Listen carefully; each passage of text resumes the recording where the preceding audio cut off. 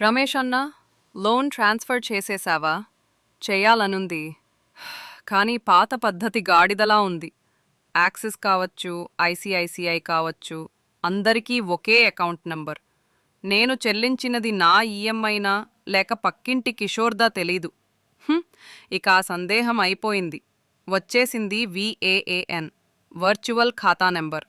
అదేం వాహనం నెంబర్ లాంటిదా? కాదు బాస్, ఇది నీ కొరకు మాత్రమే సృష్టించిన ప్రత్యేక ఖాతా. విను, ఎల్లప్పుడూ SPFPతో మొదలవుతుంది. చివరి 6 అంకెలు నీ FL. ID, IFSC ఎప్పుడూ అదే. UTIB0CCH274. పేరు ఉంటుంది simple pay finance private limited.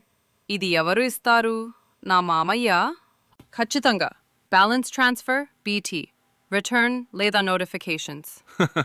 అంటే ఇకపై నా ఈఎంఐ నేరుగా నా విఏఎన్లోకే వెళ్లుతుందా? అదే, ఇక తప్పదు, టెన్షన్ లేదు. లోన్ ట్రాన్స్ఫర్ చెయ్యాలా? అప్పుడు సహీబంధు స్టైల్లో చెయ్యండి.